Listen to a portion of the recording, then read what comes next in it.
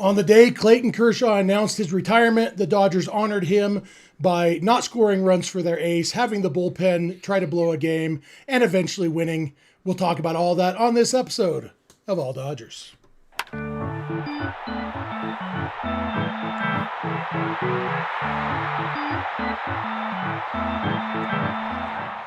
Hey, coming at you live from my mom's basement in Pleasant Grove, Utah, along with Clint's mom's basement in beautiful La Puente, California, and Kevin's mom's basement somewhere in Illinois. This is the All Dodgers podcast, part of the Believe network of podcasts, brought to you by FanDuel. The Dodgers are up by 3 games in the National League West. Magic number down to 6. 3 games plus the tiebreaker with, 9 games to play, because Dodgers beat the Giants, Mets beat the Padres. But most importantly, Clayton Kershaw, the greatest pitcher in the history of the world, announced his retirement today.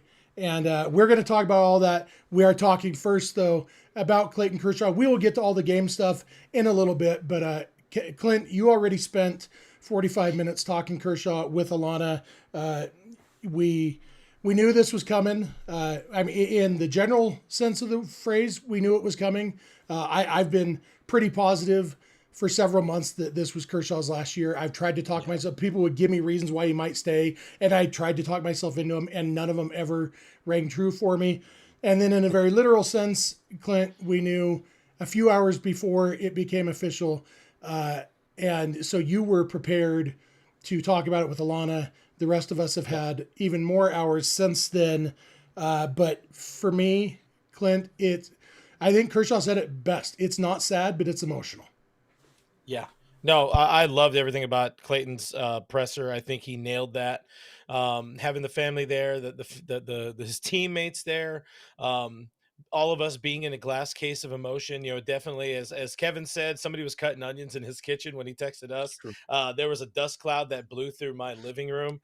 But yeah, the king is he is hanging up the Skechers spikes, and like you said, there was a lot of writing on the wall that this was going to be the final season, in that he was healthy and he wanted to end his career healthy and being effective, and he's got to go be dead. And I'm okay with that.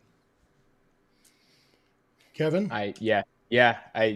It's weird thinking about it because I was in 8th grade when Kershaw debuted, and just thinking about that then to now. And then like Clint said, he's going out. I mean, as on top as we've seen a pitcher, really. I think he's got like a 3.5 ERA, but that's really just a couple of bad starts, and he's really just been as effective. I mean, this is as vintage gets for Clayton Kershaw.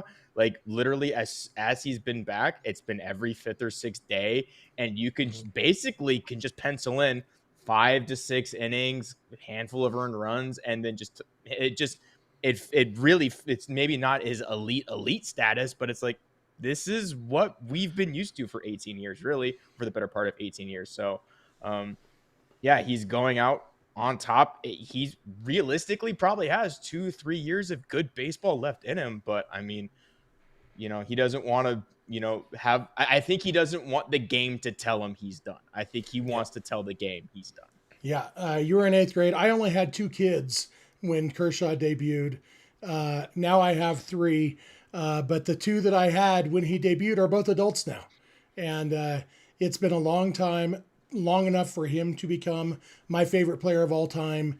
And, there have been times over the years where I would have been very sad to see Kershaw go. I remember in 2021 when he blew out his arm in the last weekend of the season. And I thought, there's a very real chance. Because remember, Kershaw's stuff has been gone since like 2018.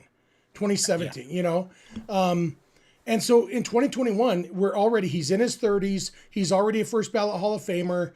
His stuff is gone. And now he has a severe major arm injury. And I thought this might be it. And if he walked away with that injury, it would have been heartbreaking.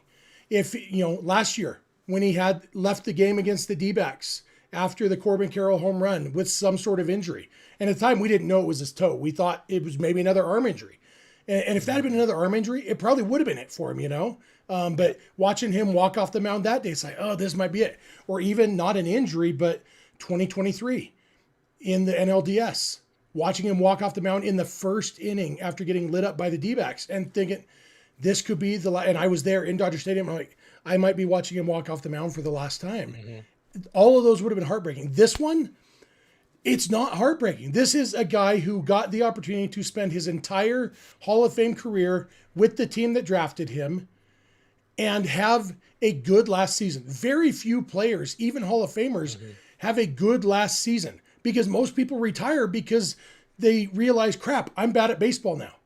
And Clayton Kershaw never had to have the crap I'm bad at baseball now realization because he never got bad at baseball, no matter what you know who in the chat would say.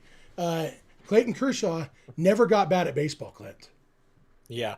It's funny. I've also seen a couple times today, like David Freese's final year coming over to the Dodgers, that pop up and how insanely good at least those numbers were when he was in Dodger blue, but he did not have the type of career, obviously, that Clayton Edward Kershaw had that we were able to watch. And we're talking like David Ortiz is maybe the only guy, or Mariano Rivera. David Ortiz and Mariano Rivera are the two that I can think of who were still basically at the top of their game, or reasonably close when they retired. And I remember that empty feeling, with him walking off the mound, still holding that baseball, wearing his uniform, whatever, an hour and a half in his post-game press conference in that after 2021. And that was the feeling of, oh, it happened. It finally happened. Thankfully, rest and all the things. I don't think he had surgery for that. A year later was the shoulder, but that's where you thought, oh man, this is it. And then, like you said, Jeff, we can't.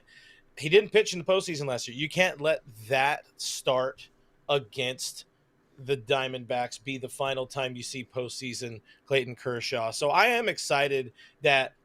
I love the way they did this, and Clayton talking about how they discussed it with Ellen and all of that, giving the fans one last guaranteed regular season start at home. You have to have that.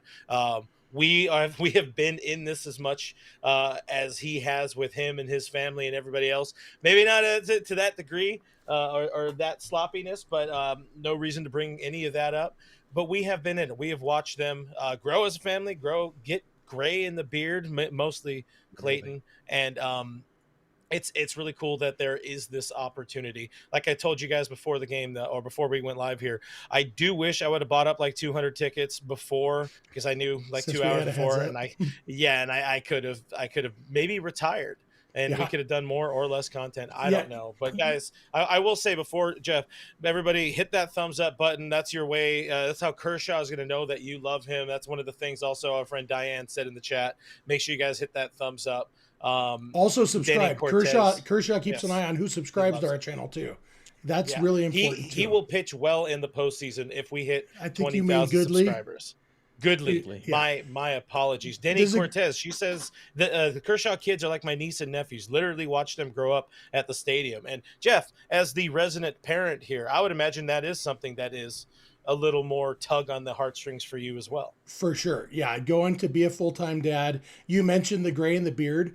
When Clayton Kershaw started, neither of us could grow a beard. Both Clayton Kershaw and I. We both tried. Neither of us could do it. And now we both have gray beards. It's a wonderful thing. And yeah, I remember where I was the day I read on Twitter that Ellen Kershaw was pregnant with Callie. Like, we shouldn't be that emotionally invested in these baseball players, but we are, because Clayton Kershaw makes it easy to love him. We got a couple super chats I think we need to jump into because they're all about Kersh. First one from Don't Care 187, $2, gets a glockenspiel. Says, I couldn't miss tomorrow, going to say my goodbyes. Glad you're going to be there. It was already expensive because it's a bobblehead night, and then the news, it just went crazy. I've heard there's like not even anything available on secondary sites now. Really? I mean, it's I wouldn't be surprised. It's gonna be that's the hottest ticket you're gonna expensive. Yeah. Seth Klein, $5 super chat. He says, thank you, 22. Okay, back to work for me. Hey, Seth, thanks for popping in. Seth does important work. Appreciate and sometimes he doesn't get to watch us live, but I appreciate him popping in to give us $5 and tell Clayton Kershaw he loves him. And another $5 super chat from IB Strokin. Congrats to two LA sports legends, Clayton Kershaw and somebody who knows hockey pronounced the hockey player's name. Anze Kopitar. That's how I would have pronounced it. I haven't followed hockey in 25 years, which means about 5 years before Anze Kopitar started playing. But IB Strogan says, thank you both for your service and for all the many memories. Pretty big day in LA. Say, but if you had a free hockey ticket, all of a sudden you'd be a big hockey fan, huh? And I wouldn't be embarrassed to admit it. Why are you pretending you're not a big football fan, a big Raiders fan? What was that comment again? We not mention it. I don't want to talk about which one. Yeah, I forgot. Kevin didn't know I was going to go see the Raiders for free, and then I saw his Raiders lose, and I was like, "Oh man, Geno Smith, they're really trying this." They didn't even show up. Alex Renteria says Pirates would have traded Kershaw before his minor league deal expired.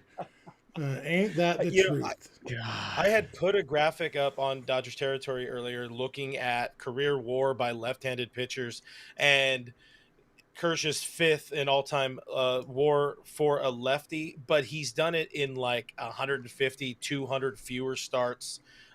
Just the bang for your buck you've got with Clayton Kershaw over his career. Like, he was always good. He was always great, even when he was bad, even when he was falling apart. Like, what was that, last year, heading into the All-Star game, where we're talking about, hey man, this guy might be able to start the All-Star game, and then all of a sudden whatever fell apart.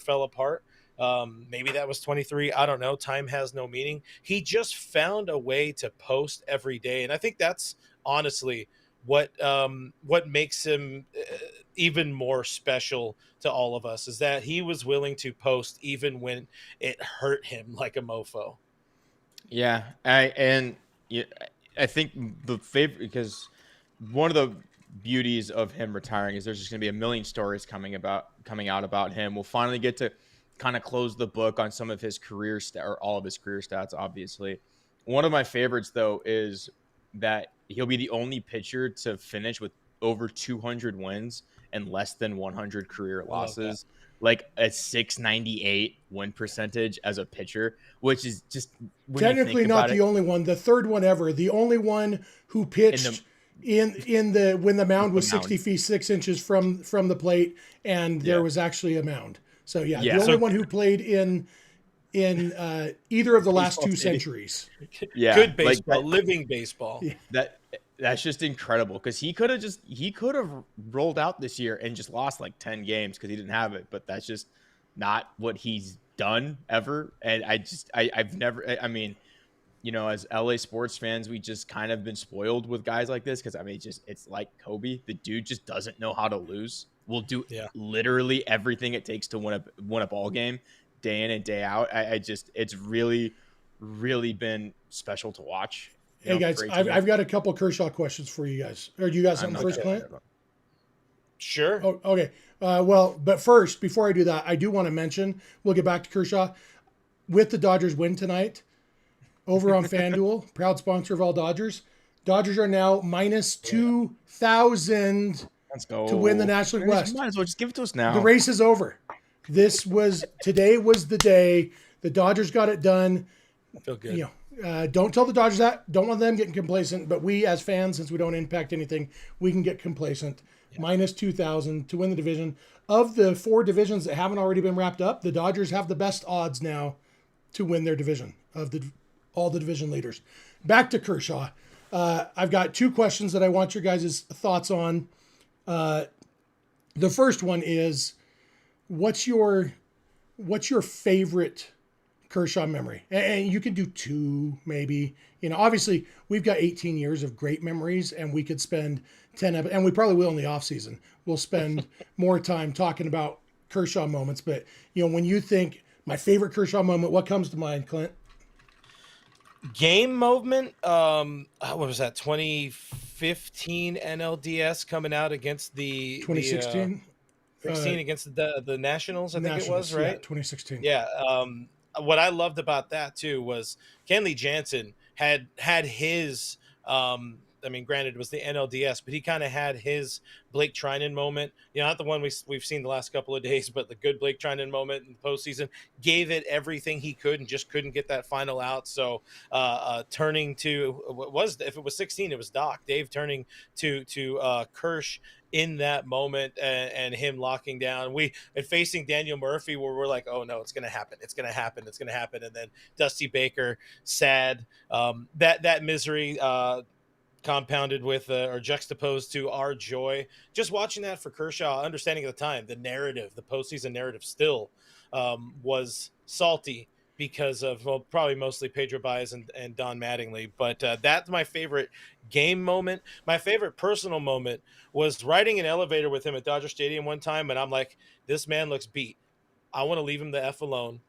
And I made a in passing note about or mention of, hey, you guys have, this was before the 2020 season, so the season didn't end up happening the way we thought it would, but they actually had, for the first time in a billion years, a Sunday game off. So I just told him, hey, you got to be looking forward to having a Sunday off, huh? And he's like, huh? I was like, never mind. that was my, I mean, I have other Kershaw, interactions, but that was my favorite because he was just like, I don't want to be like here. Stuff. Do you like You stuff? should have said you excited to go to church tomorrow. But I digress. Kevin, K-pop, how about So, you? My favorite personal memory, not that I've ever met the guy, but I went to a game in Oracle Park. I think it was September 29th, 2015, 16. And Kershaw pitched a one-hit complete game shutout against the Giants in Oracle Park. My aunt was through her contacts was able to get my dad and I like seats like 10, 11 rows down the first baseline, like up on the first baseline.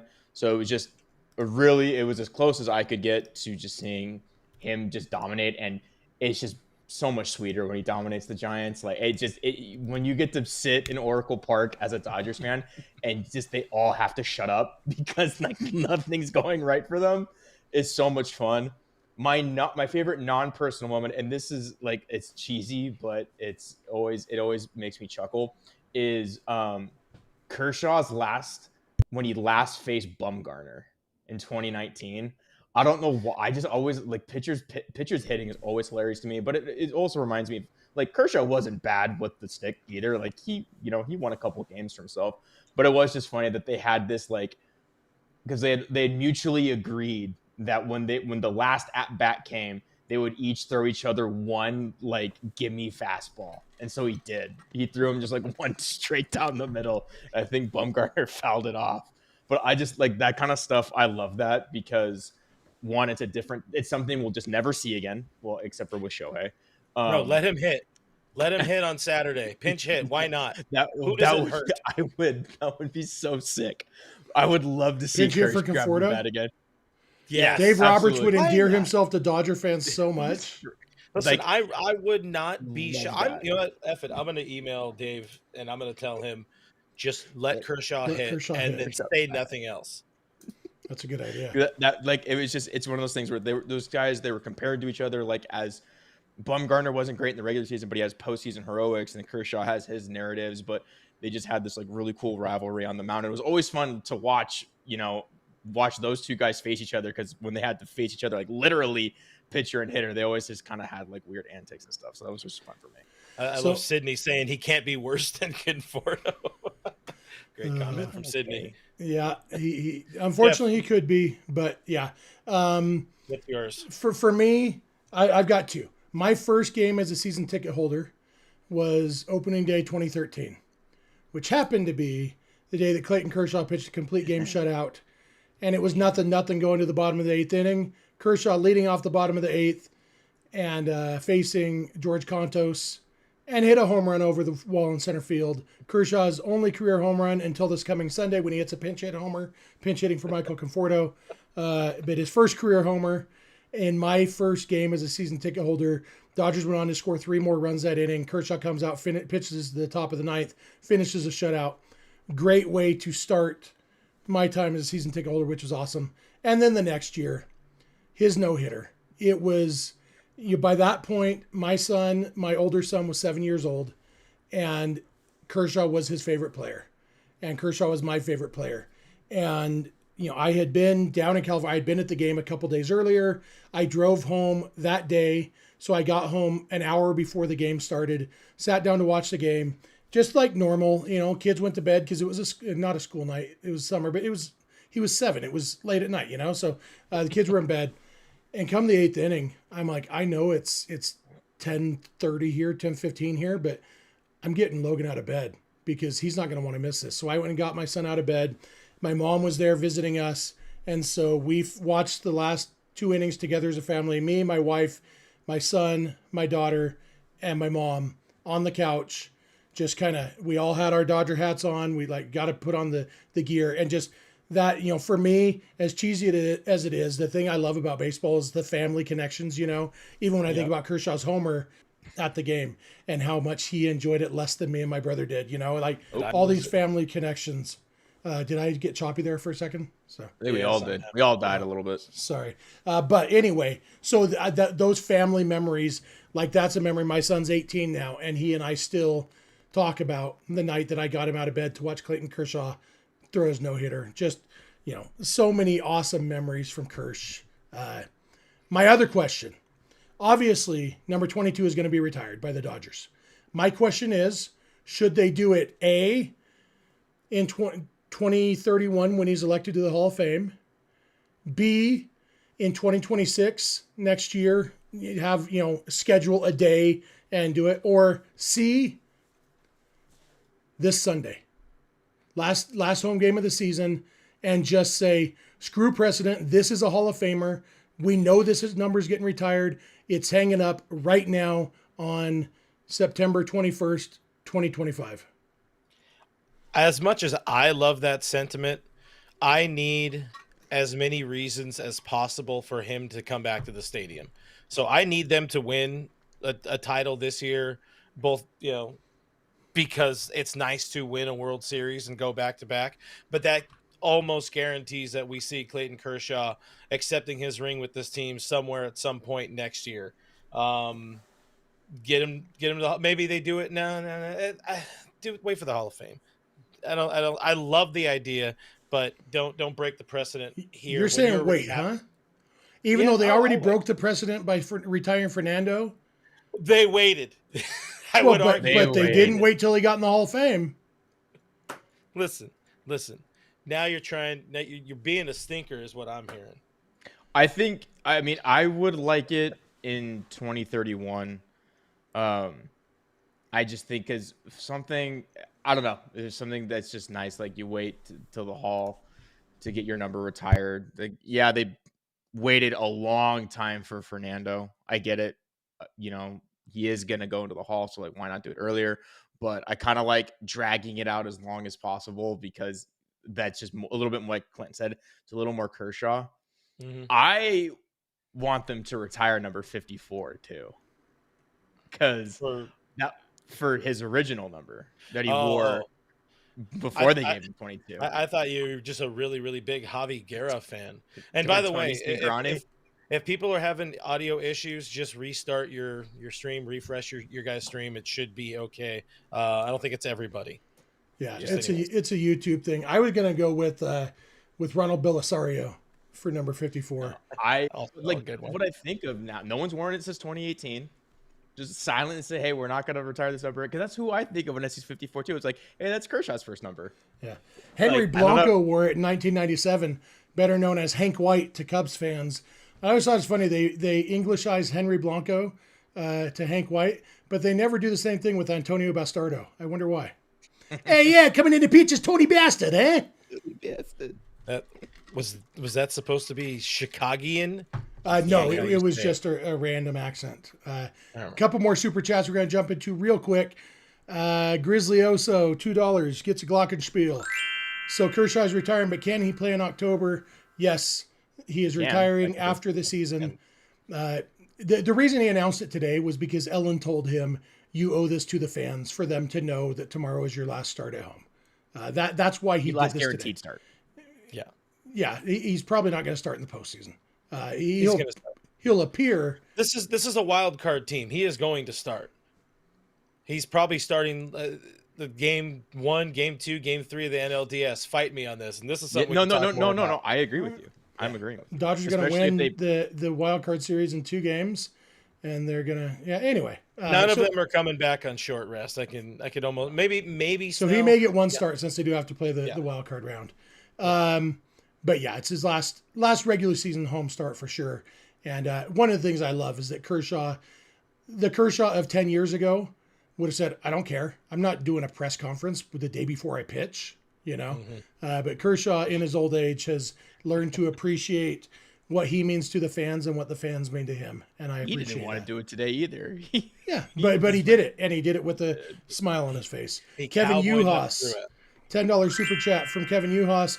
The real answer is D. After his son is drafted by the Dodgers and he has a Hall of Fame career with us, they're not going to wait that long to retire his number, but I do think they will make an exception and let Charlie Kershaw wear his dad's number 22 when Charlie is playing for the Dodgers. If he wants it.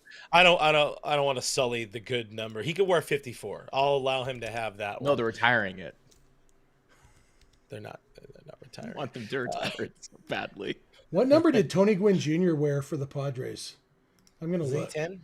He wore number 10 with the Dodgers, 18 with the Padres. So just one below his dad's number. Okay, so but 21's already going to be retired for Zach Greinke and Walker Buehler, right? Yep. Just like not even 5 years retired for Freddie and Corey. And 23 will be retired for Kirk Gibson and Adrian Gonzalez and Michael Conforto. Now you guys are going to start running into the whole issue that the Yankees have where they're out of like good numbers, living numbers. Obviously, we do have to talk about the game at some point. I know people have some issues with this game, even though it was a win. But, Jeff, I want to ask you, you got to figure 2 more starts for Kersh with the amount of time that is left this season. He is on 222 wins at the moment. Obviously, he's not going to pass Don Dryden. Don. What's the? Sutton? Why did I lose the name? Sutton. Son of a bitch. He's not going to get past Don Sutton's 233 for the franchise record. Do you want him to win any more games, or is there something fun about Kersh ending on 222? I think that would be awesome. He's at 222 right now. Right now. No, I'd rather have him in on 224. But honestly, since pitcher wins don't mean anything to me, as long as the Dodgers win both of his starts, I don't care if he gets the win. So yeah, he can end on 222 as long as the Dodgers win the games. Pitcher wins mean everything. I don't care if Buzz wins. I honestly just wanted to drive his ERA down another point or two if he can. I want him to make that thing just as out of reach as possible because I love that he's going to retire with the lowest career ERA of any pitcher with over, 200 starts or whatever, 1,000 innings or whatever the qualifier is. It's just so cool. Yeah, he's a good pitcher. Yep.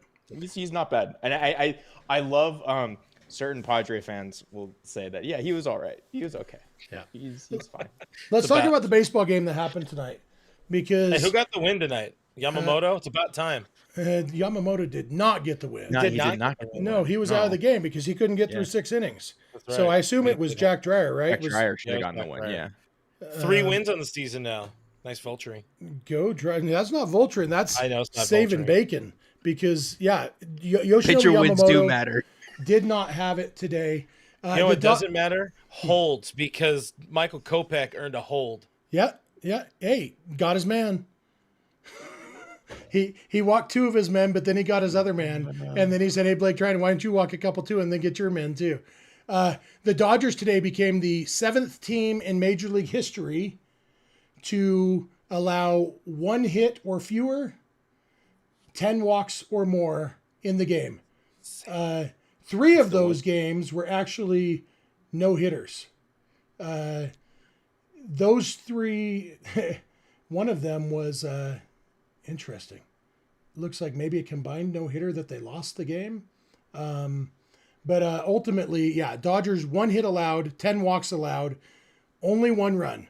And that 1 run came in because Michael Kopech came in. That's why the 1 run came in.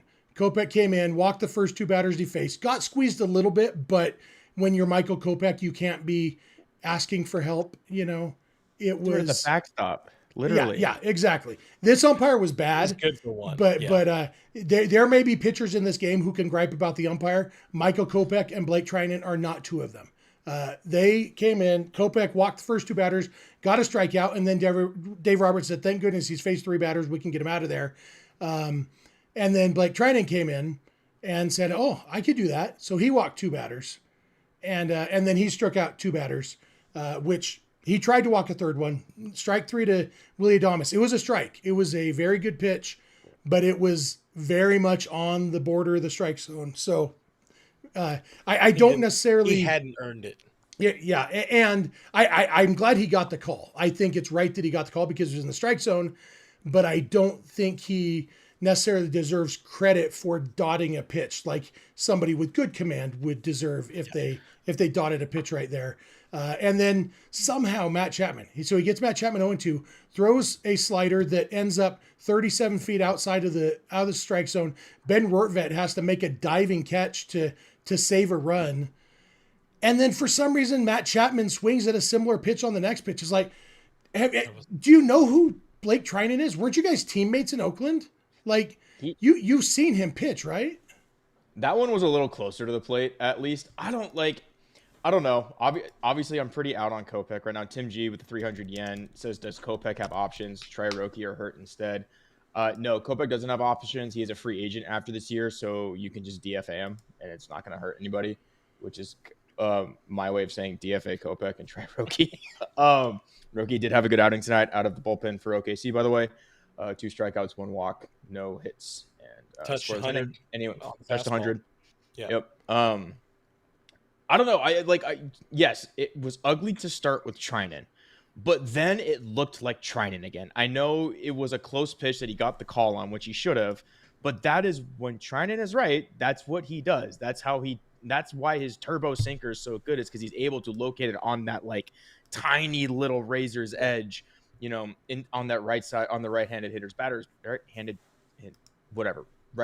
Good box. job. Thank you. Yeah. Got there. Words are hard. We get it. But that's what he can do. And so that's why when he left, I'm like, maybe he found something finally. Like because he's known as the high leverage, big pressure guy. That is like, how many times has he come in with the bases loaded, 1 out, and he's just gotten out of it? That's what he does. Maybe he needed to put himself in that situation again a number of times before he found something, because like those last 2 batters looked very Blake Treinen to me. So I don't know. I will be very interested to see in his next outing if he can carry it forward. I guess as opposed to his next outing, me just being like, oh no, he's just gonna blow it. I'll actually have like a modicum of hope that like maybe he's gonna bring something from today into the next one. I have only one thought on Treinen with this. When he could start landing the slider again, then I will have Treinen levels of confidence again. But I mean, Jeff, he missed like 3-4 feet outside. And last year, what we saw, you remember the big strikeout of Manny Machado in the NLDS. No, it was in the regular season, in the game when the Dodgers clinched the division. And he had Machado, and he got Machado to chase a slider outside for strike 2. And then he knew Machado's not going to chase a slider again. So he threw a different slider and landed it on the corner and tricked him into striking out looking like that. That's the kind of Blake Treinen we need, where he actually knows where his slider's going to go, knows where his sinker's going to go. They both have crazy movement, but if like, I hope, Kevin, I hope you're right. I'm hopeful that he found something. But I need to see it. I don't know. It's the next start, just a little bit. We got a couple of things from Dave. A hat tip to Diane for adding to the chat. She said a couple seconds ago or a minute ago, Dave pretty much just said Kopech is not going to be on the postseason roster. That's her interpretation for sure. What I got from Dodger Blue, Dave got phantom injury here. Michael Kopech might be dealing with a shoulder or elbow issue, and he's having a hard time syncing up his delivery. Can co-sign on that last part. And Dave's quote was, to the question or to the setup, Dave Roberts was asked if Michael Kopech is someone he'll be given opportunities to. We've got to go with the most trusted guys right now. So that's kind of where my head is at. Reading some Dave, a little bit of Dave wash. He's gonna. You'll see a couple more Kopechs to end the season, but I don't think so, because I think throwing out a shoulder thing, I think that's saying we can't option him, so he's going on the IL. Because then you open up the roster spot and you can bring up, I'm fine with leaving Roki in the minors, pitching out of the bullpen a little bit more. So I see you keen in the chat saying wink, wink on that one. Yeah, definitely. Yeah. That's the shoulder. It's the all over bodyitis like they did with Joe Kelly a couple years ago. And Tyler Glasnow like 4 times in the last 2 years. I don't know. He kind of does it on his own, but but I like Glasnow. Remember, I like him. We're okay, and so I was thinking earlier today, like before this latest bullpen debacle, which by the way, the rest of the bullpen was great today, and the Dodgers won the game. It was 1 inning that they tried to give the game away. Just Kopech and Treinen. Jack Dreyer, great. Anthony Banda, great. Alex Vesia, great. So, shout out to those guys. But before all this, I was thinking about, you got Kyle Hurt, you got Roki Sasaki, you've got even Will Klein, you've got obviously Brock Stewart. The fact is, the number of pitchers on the Dodgers roster right now has to go down by 1 for the postseason. Right now they have 14 pitchers on the roster. It has to go down to 13. And so these guys in the minors who are pushing for something, it's like, who did they replace? And there's a couple easy ones. Kopech and Yates are easy. If there's guys who are ready to take those spots, those are easy. But like, if you're thinking Roki and Hurt and Brock Stewart, I don't know. I feel like there's still 2 more spots you need to make for those guys. And when you start looking, it's like, Blake Treinen. He's on the bubble right now. The way his command is right now, but it's hard to see them leaving Blake Treinen off the roster. It's hard to see Dave not fighting for Blake Treinen to be on that roster. The other one too is another guy in AAA. Kasparius will not be Heaney. Ben Kasparius is somebody who could and should likely come back. I will argue that this bullpen kind of went to extra crap after they optioned Ben Kasparius down. Not that he was being great or good or exceptional. He had been pretty bad since about May, or at least pretty inconsistent. But I love the stuff. When they turned him back into a reliever, though, he was actually really good. They never really even turned him into a starter. That was a load of bull. They said, he's going to be in the rotation, and then his next outing he pitched in bulk, and then I think he got like 1 start and got blown up, and then was mostly like 2 or 3 innings. He never started. Yeah. I would say Yates. The other one, maybe Robleski. He's just a left-hand. He's another lefty that they don't necessarily need. This bullpen has a ton of lefties already. Yeah. And if you're looking for a long man, it's Emmett Sheehan all as the day is long. But you might be looking for multiple long men. That's the thing. Like with the way some of the short men have been, like I say build the entire bullpen out of long men, as many as you can get. And so that's why I'm thinking you got Kershaw and Sheehan as long men, once we get past where they might need Kershaw as a starter. And then you've got, Robleski, who can go a couple innings. And that's why I think Andrew Heaney, if he keeps showing something in AAA, like he might not be the worst idea over what they've had, but some of that, it's Dreyer's given them he hasn't done it in a bit. It seems like they've backed off the multi-inning Dreyer thing. They're still occasionally doing an up-down just to keep it as an option, but I don't think he's realistically an option to go multiple innings.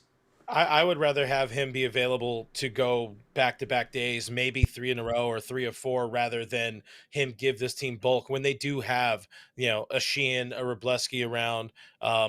Technically, if they bring back Kasparius, he can give you some length as well. But having some guys available to pitch multiple days, I think that would very much benefit this team in short or a longer series. Yeah. So this game definitely gave us a lot to think about with regards to Kopech. I think most of the thoughts are, hope I don't see Kopech again. It's frustrating because the stuff is great. And is he a free agent or is there a team option? He's a free agent. There's no team option coming up? This year was the team option, I'm pretty sure. Okay. I don't remember. I remember we had a year and a half of him was like when we traded for him. That sounds right. Yeah, that is right. So, and maybe they do go the route of bringing him back on a make good deal if he wants to stick around, but it's hard to see him. Another team will take a flyer. The stuff is so him. good, but it's got to be. You got to tell me know the where it's Padres going. wouldn't overpay for him right now with what they like try and stretch him out as a starter. Their bullpen, as good as it's been, also needs some guys with a few of their injuries. Now, you imagine how many walks the Dodgers would take off of Kopech. But and so anyway, the good news about this game is that, by the way, the Dodgers won, and Yoshinobu Yamamoto only allowed one hit, but couldn't get through the sixth inning. It took him 110-ish pitches to get through 5 1/3. I'm looking 108 pitches to get through 5 1/3. He walked 6, struck out 7. It was a very un-Yamamoto-like game. The strikeouts and hits were like Yamamoto, a career high in walks, and in a game where his stuff was good, his command was off. Obviously, the umpire's command was off too. And I do think there's a common thread that I haven't been able to figure out if it's concerning to me that Yamamoto doesn't pitch as well when the umpire sucks. And it's almost like because this has happened several times where he gets squeezed and then he starts missing even worse. Like, because Yamamoto does rely on hitting the edges. He's got good command. Yeah. But it's also, I think it's been 3 games that I could point to that fit this pattern, which is way too small a sample size to say anything for sure. But it was noticeable enough that to me tonight, I thought about like, oh, crap, he's done this before when the umpire sucked. Yeah. He is a bit of an edge master, if you will. I'm going to walk away from that one. Hopefully all of the bad umpires are not in the postseason, which of course they are. But yeah, I would say if there is one bugaboo for Yama, it is that when things aren't, it's I wouldn't say perfect, because I'm not going to accuse him of being Tyler Glasnow here, unnecessarily attacking Glasnow again. But after like what we watched last night with Blake Snell, I kind of think I'm looking at Snell as my game 1 starter now. I think that'll come down to the schedule and days rest. So they'll try to find the way to pitch Yamamoto. Well, they're playing on Tuesday the 30th. They're playing that wild card. Yeah, but series, it'll depend. Depends on what day of rest Yamamoto can come back, whether or not he'll pitch. Because days off between games 2 and 3 of the NLDS, know, and those days off, I think there will be some factor of that. Because the fact is, quality-wise, there's not a huge difference between 1 through 4 that the Dodgers have. They have 4 guys with elite stuff, potential to be elite starters, and they all have different occasional issues. But they're all very, very good. And so it is a nice, and that's why I said the other day, I feel like this team is more suited, better equipped to play in a wild card series because they do have a lot of good starters. And so, it doesn't really matter if they have to bump, oh, wait, this guy should have been starting game 1, but we had to use him in the wild card series. So now we can't use this guy till game 3. Don't worry. We have 2 other guys just like him at home that we can use in games 1 and 2. Yep. According to Fabian Ardaya, Dave Roberts said Roki Sasaki will have another relief outing on Sunday, and then the organization will make a decision from there. He said a week's worth of games in big league relief could be enough to make Sasaki a potential postseason relief option. I mean, that sounds about right. I don't hate the idea of giving him a look. I think if we're talking about, a minute ago, Andrew Heaney versus Roki Sasaki in short bursts, being a 2-pitch pitcher. I mean, they both kind of are, but being a 2-pitch pitcher and not being lefty, because we all can agree that's a pretty lefty heavy bullpen. I would rather see Roki. I would rather see even like no service time Kyle Hurt over somebody like Andrew Heaney making an appearance in the Dodger bullpen, unless he goes on to win it all. Yeah, my only thought on Andrew Heaney was if they were looking for a Robleski replacement specifically, a left-handed long reliever. I think it's unlikely. And you guys know I hate the phrase X couldn't be worse than Y. But the fact is, Roki literally, his command could not be worse than Michael Kopech's. And so there is no downside to trying Roki as a Kopech replacement. The similar stuff, or like as far as quality of stuff goes, and the command could not be worse, literally. And so I'm on board with giving that a shot. You don't lose the offseason if Roki figures out something, because as of right now, the Dodgers have lost the offseason with that signing. Obviously, it was that signing and not. So in this game that the Dodgers won, Giants had 11 base runners. They could only get one run in as a gift. The Dodgers only had 6 base runners, 5 hits and a walk, but they got 2 of those guys in. Shohei Ohtani had 2 doubles. He was the only guy on the team with 2 hits. Freeman had a hit, an RBI single that ended up being big. The first run scored on an uncharacteristic error by Patrick Bailey. Ben Rortvedt pulling a trailer towards home plate. Blazing. Legend Ben Rortvedt. Dodger legend Benny Biceps. And the biceps scared Patrick Bailey into just clanking that ball. Can't even give Rortvedt credit for like a hard slide and making a hard. Like Patrick Bailey dropped the ball 35 seconds before Ben Rortvedt got to the plate. And, but the Dodgers scored the run on that. And then Freddie Freeman, clutch hit. Teo tried to get a clutch hit. Willie Adames made a great play. And it seemed like Teo took a long time to get down the line on that, longer than a guy of Teo's speed should. So I don't know if he spun his wheels coming out of the box or what, but yeah, that kept the Dodgers to 2 runs, but ultimately that was all they needed because, as we mentioned, Jack Dreyer came in relief of Yamamoto after Yamamoto had walked, I believe he walked the leadoff hitter in that 6th inning, then got 1 out, and then Dreyer comes in with a runner on 2nd, I believe, and 1 out, and Dreyer gets out of the inning, and just huge stuff from the rookie Jack Dreyer. And then the 8th and 9th something innings. the bullpen needed desperately too. Yeah, because if the situation was flipped and Michael Kopech comes into that inning, we're talking about a very different outcome in this ball game. Yeah, absolutely. And then after the drama of the 7th inning, and by drama I mean terrible pitching by the Dodgers. Although they did strike out the side, 4 walks, 3 strikeouts, not the best ratio. But after that. The 8th and 9th innings, I think all of us after the 7th inning were emotionally prepared to have our hearts broken again. A little bit. But instead, Anthony Banda, 1-2-3 inning with a strikeout.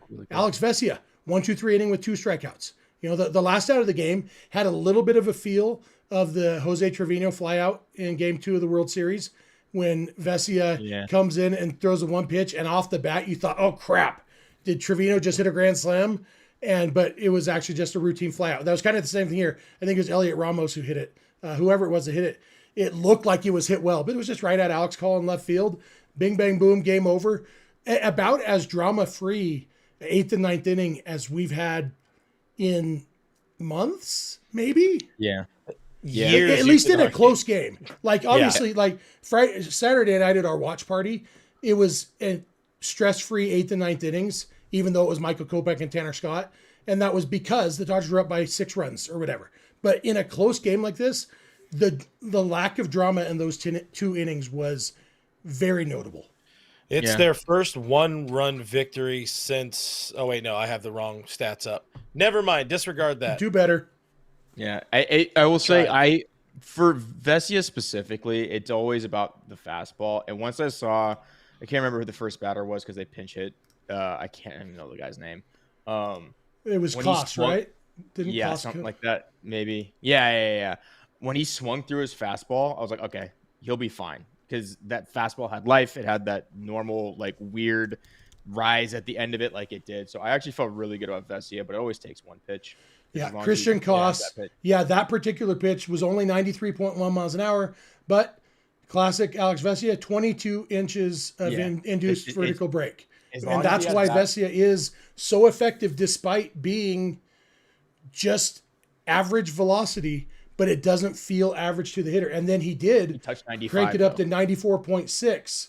And that one also had 22 inches of IVB against Gerard Encarnacion. And Vesia comes in throwing strikes. He threw 11 pitches, 9 strikes, and got 4 swings and misses out of 11 pitches. Just a breath of fresh air when Kopech can't find the zone. Yeah, it was, and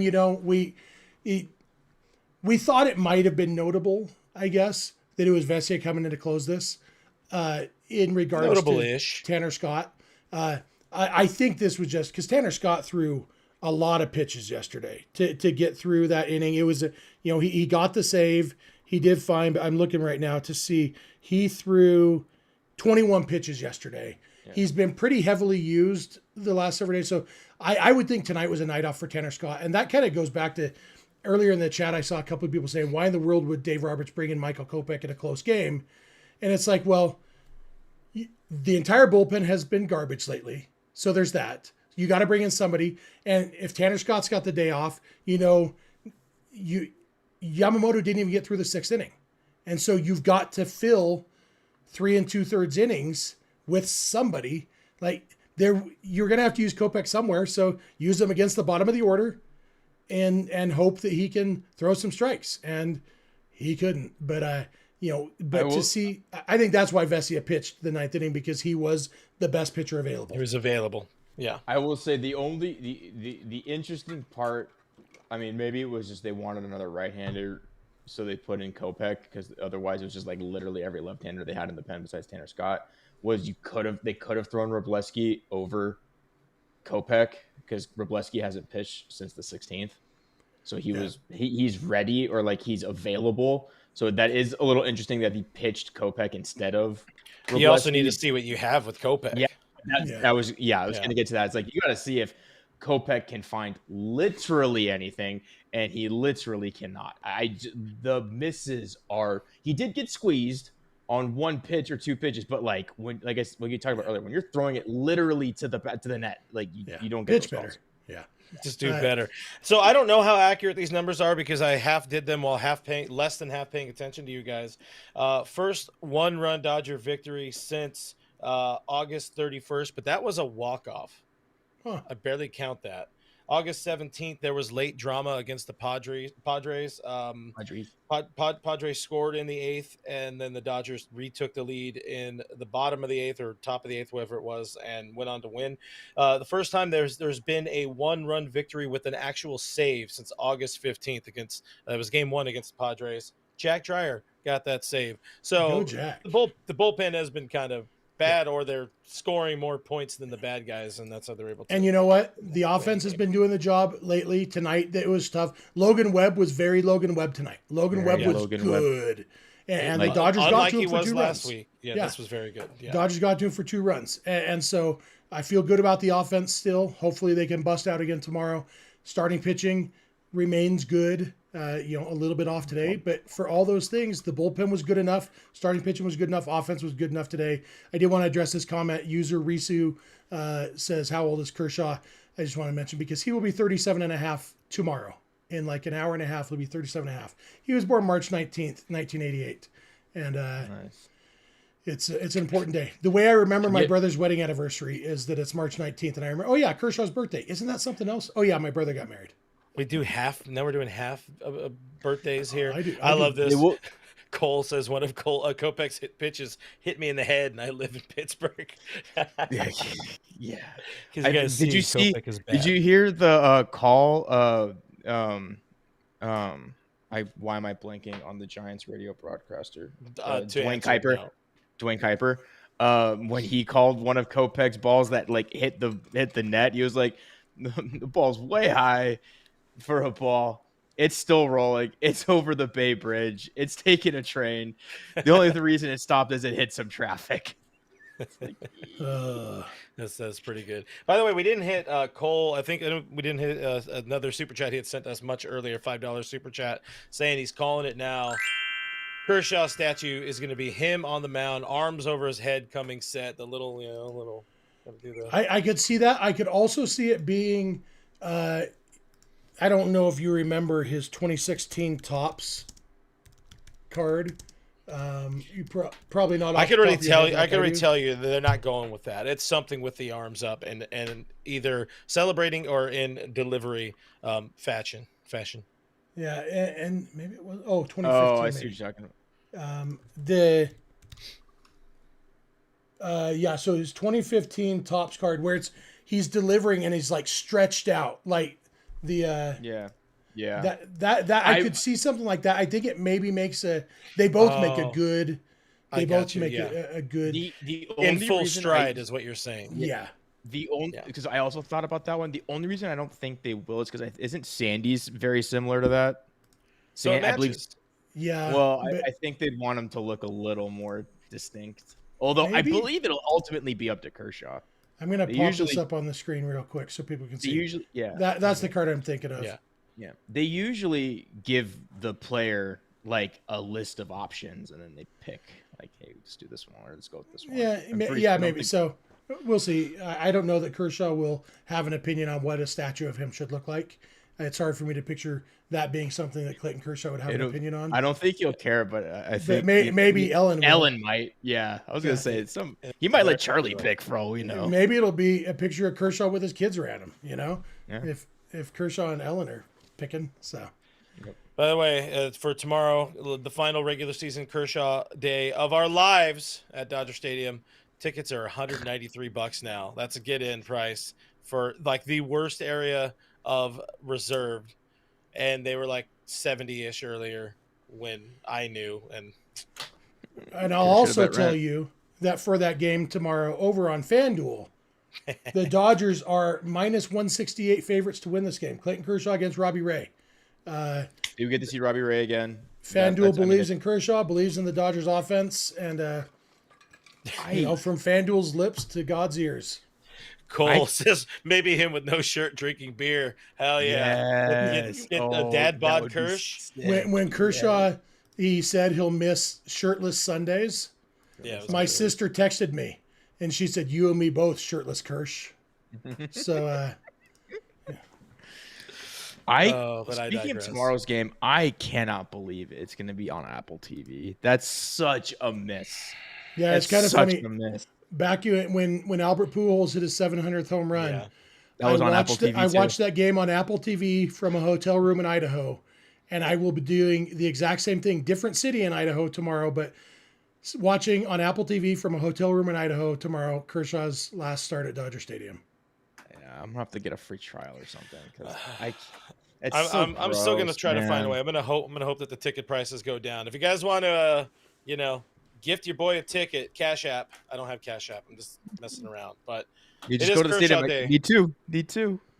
Find everybody. I suggest. I don't know. I don't do that, but you don't have paper tickets anymore. Like I know. That's what I'm saying. That's what I'm saying. Is like that's what my dad used to do, and I don't even know if you can't even get paper tickets. No. Tim G says, "What's the magic number now? It is 6. Dodgers magic number to clinch the division. 6 to clinch the division. The Dodgers are foregone, in my opinion. They have been.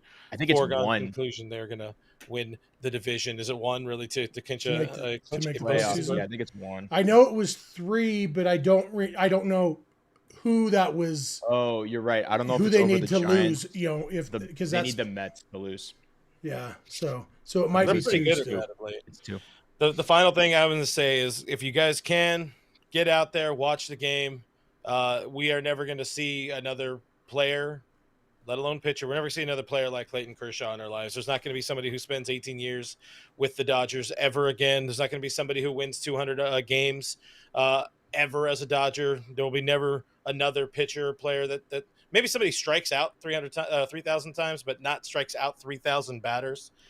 Soak it up. He deserves it. We all deserve it. If not, just go steal some. Go to Richie's house. He'll let you watch his Apple TV. Yep. I love Clayton Kershaw. I love the Dodgers. I've accepted the fact the Dodgers are playing in the wild card round, and looking forward to them knocking around some Mets rookie pitchers. And rookie pitchers are good. Kid looked pretty good. They got talent, but you know what? Dodgers got experience and also a little bit of talent too. So with that said, you guys got anything else for tonight? It's time to go home. Yeah. Time to go to bed. Let's see what were the division odds when we started? Minus 2,500. I think it was just minus 2,000. No, it's still minus 2,500 still. So Dodgers are, according to FanDuel, still likely to win the. I'll leave on this one. I'll leave on Noah's final message there. If Kershaw allows 146 earned runs without getting another out, he'll still have an ERA below 3. #math, baby.